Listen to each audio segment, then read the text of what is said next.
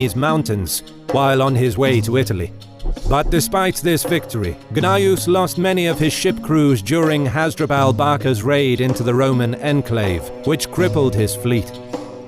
Luckily for the Romans, Hasdrubal was outnumbered 2-1, and he retreated soon after this minor victory, as he could not mount a full-scale offensive. Both generals used the winter months to regroup and plan for the coming year. The Roman general's main objective is to prevent Iberian reinforcements from reaching Hannibal by land. His second objective is to put pressure on Carthaginian holdings in Iberia by any means. From his base at Tarraco, Gnaeus spends months consolidating his position. He reaches out to various tribes to establish friendly relations through diplomacy and trade, and looks to broker alliances by offering the tribes protection against the Carthaginians.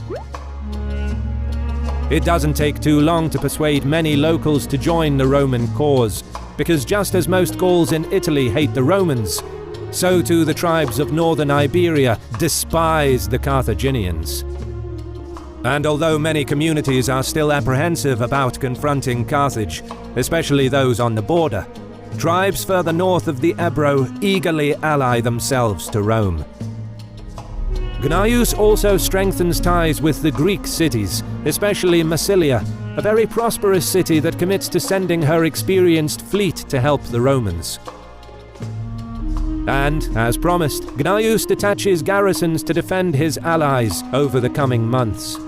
He also garrisons the Ebro River, anticipating an invasion by Hasdrubal Barca in the spring, and arranges the purchase of food and supplies from the locals.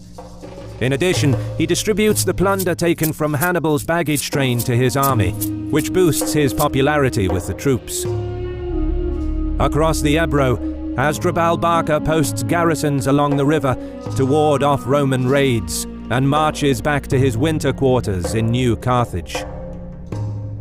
Hasdrubal currently has 15,000 troops at his disposal. But the manpower reserves and the riches of Carthaginian Iberia give Hasdrubal enough muscle to quickly respond to the Roman threat. He spends the winter months resting his army, raising funds for new recruits and stockpiling provisions for the upcoming campaign.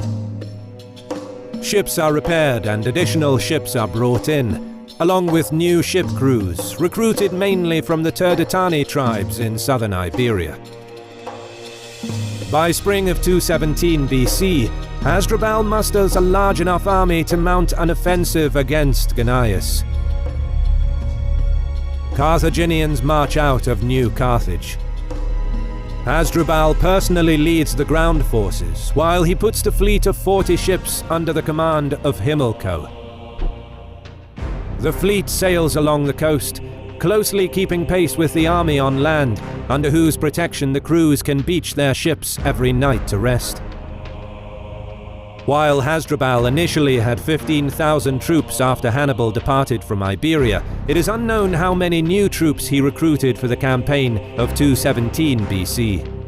But, considering that Gnaeus received reports from his scouts of the approaching Carthaginians, and yet didn't follow his first instinct to face them in battle, it is safe to assume that the size of Hasdrubal's army was exceedingly strong, which dissuaded the Roman general from giving battle.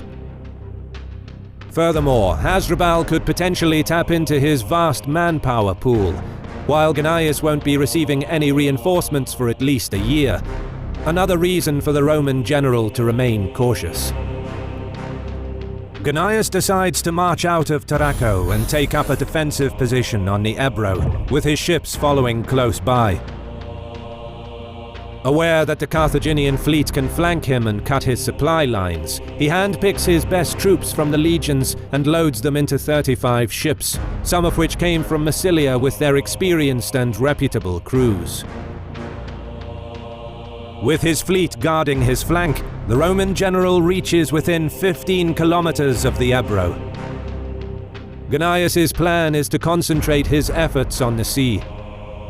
He temporarily stops and sends 2 Massilian ships to scout ahead. With his army vastly outnumbered, he recognizes that if Hasdrubal successfully surrounds or besieges his position, the superior Carthaginian fleet could cut off Roman seaborne supply lines. Therefore, his plan is to deal a knockout blow, or at least cripple the Carthaginian fleet. Massilian scouts soon return with reports that the Carthaginians are encamped at the mouth of the Ebro, their ships still beach and unmanned since the night before. Looking to seize the fortunate opportunity, Gnaeus gives his ships the signal to attack immediately, hoping to catch the enemy off guard.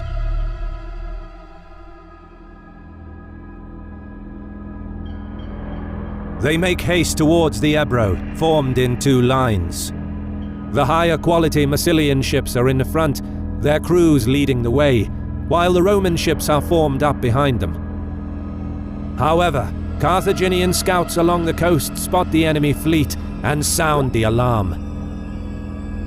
Hasdrubal draws up his land forces on the beach and orders Himilco to embark his crews and put to sea straight away. The Carthaginians, although caught by surprise, have confidence in their ships. Hasdrubal's troops cheer on the crews as they close the distance to meet the Romans. Two Massilian ships are intercepted. Himilco's men rush to board the enemy vessels. On the right flank, Carthaginian ships double up on the Romans. As they board the enemy, Himilco's crews begin overwhelming the Massilians and Romans on the right. Meanwhile, chaotic fighting spreads in the center as the Romans latch onto several enemy vessels. Gnaeus' men are firmly on the back foot and losing ground. The Carthaginians outpaced and outmaneuvered his fleet. But the battle-hardened Roman troops in the center hold their ground. Disciplined and organized, they slowly manage to turn the tide by sheer brute force. The legionnaires begin pushing the Carthaginians back. In the chaotic fighting, they manage to sink one Carthaginian ship, together with its entire crew, then another. Some of Himilco's men begin to waver. 4 more ships in the center are crippled and left adrift with their oars shattered. Seeing the gaping hole in their line, panic among some of Himilco's crews turns into a hasty, disorganized retreat toward the shore. Hasdrubal can only watch as the Romans vigorously pursue his fleet. His troops can do little to help the retreating ships.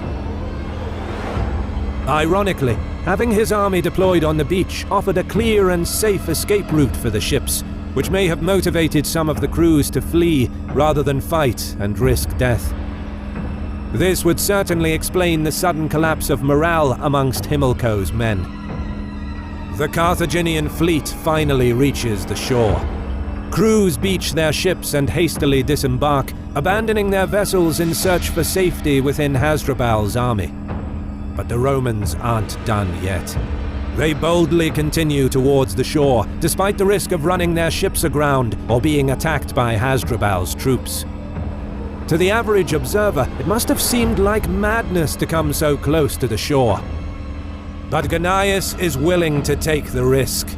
His ships rush in, quickly latching onto Carthaginian vessels that are still seaworthy, and begin towing them away. Seeming stunned, the Carthaginians fail to react in time. By the time they realize what has happened, the Romans sail downstream, having captured 25 of their ships.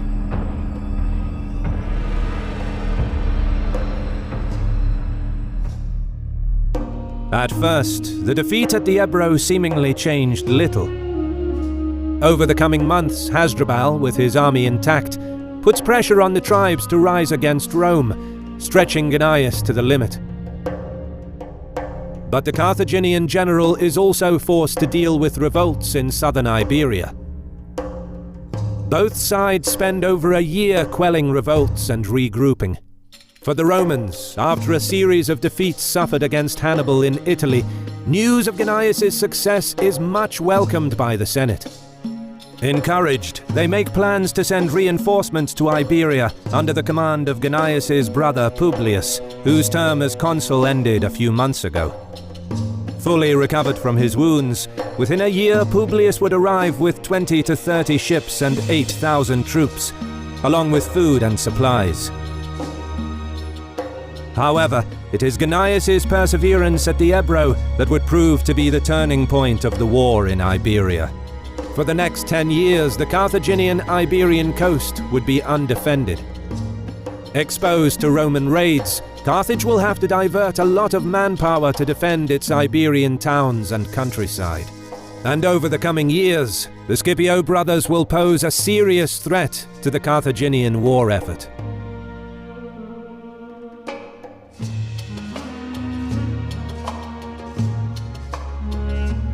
Credit goes to our awesome patrons who make videos like this one possible.